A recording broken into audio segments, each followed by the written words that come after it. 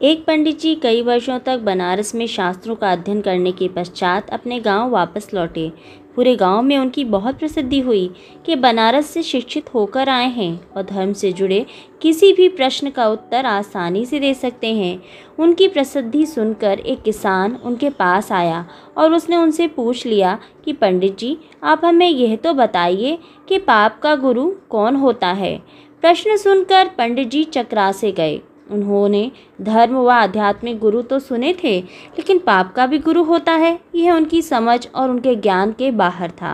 पंडित जी को लगा कि उनका अध्ययन अभी अधूरा रह गया है। वह फिर बनारस वापस लौटे। अपने सभी गुरुओं से और अन्य गुरुओं से भी मिले, लेकिन उन्हें किसान के सवाल का उचित जवाब नहीं मिला। अचानक एक दिन उनकी मुलाकात एक गणिका या फिर एक वैश्या से हो गई। उन्होंने पंडित जी से उनकी परेशानी का कारण पूछा तो पंडित जी ने अपनी समस्या उस वैश्या को बता दी।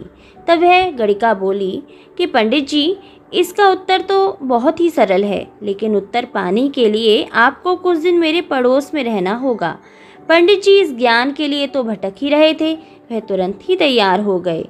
गणिका ने अपने पास ही उनके रहने की अलग से व्यवस्था कर दी। पंडित जी किसी के हाथ का बना खाना नहीं खाते थे।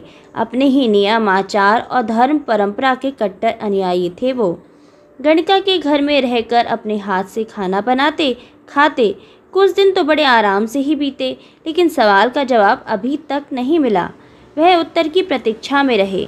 एक दिन गणिका बोली, पंडित जी, आपको भोजन पकाने में बड़ी तकलीफ होती है। यहाँ देखने वाला तो और कोई नहीं है। आप कहें तो मैं नहा धोकर आपके लिए भोजन तैयार कर दिया करूँ। पंडित जी को राजी करने के लिए उसने लालच दिया, यदि आप मुझे इस सेवा का मौका देंगे तो मैं दक्षिणा में 5 स्वर्ण मुद्राएं भी प्रतिदिन आपको दूंगी। स्वर्ण मुद्राओं का नाम सुनकर पंडित जी कुछ विचारने से लगे। पका पकाया भोजन और साथ में सोने के सिक्के भी, अर्थात दोनों हाथों में तो लड्डू ही लड्डू हैं। पंडित जी ने अपना नियम, व्रत, आचार, विचार, धर्म सब कुछ भुला दिया।